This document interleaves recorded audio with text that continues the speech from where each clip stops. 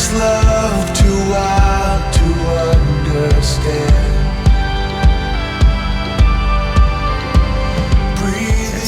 It's day 6. It's Tuesday, and we're all getting pretty tired. The sun came out today, and it's hot. But this is something pretty exciting here. These are the names of the people who just gave their heart to the Lord today at the outreach, which is why we came.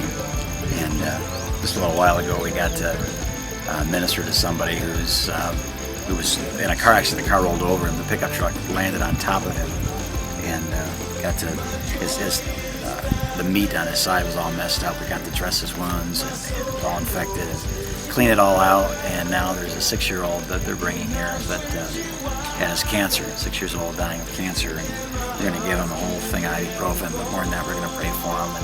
And that's what your young people are experiencing here behind me. They're over there right now praying for people that gave their lives to Christ. We're pulling teeth, we're giving antihistamines and Band-Aids, but it's all about this. This is the thing that makes the whole trip, all the effort, all the money, all the time worth it. So thanks for praying, Freedom Center. This is the fruit of your prayers and these kids' labor.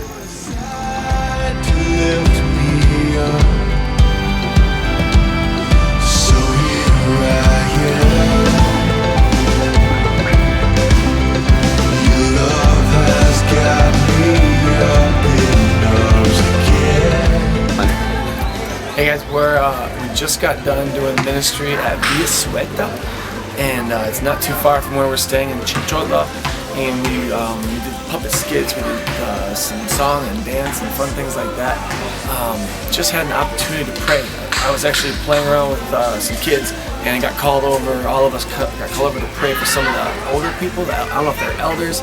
No, they were not elders actually, because the guy that we got to pray for had a bad headache for 5 years, and me and a couple of the other students were gathered around, and the pastor here at this, I think he's at this church, actually I think he's a pastor of like 5 churches, but he's a pastor here at this church. He was there, and we all started praying for this man. Ephraim was there praying, quite a few people. That's dynamite blasting the roads behind me. But we got to pray for him. As we're praying, we stopped and we said, through translators, asked him how his headache was, and he said it's almost gone, but there's still a little bit there. He's had it for 5 years, mind you.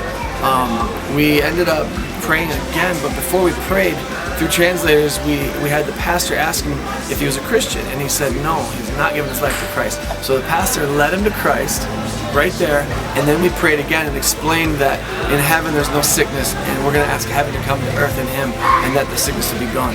And so we did that, and we asked him at the end, after he gave his life to Jesus, then we prayed for him and asked for complete healing. God took the headache away. 5 years he's had this headache, and the headache is just gone. He said, no, I have no headache, it's gone.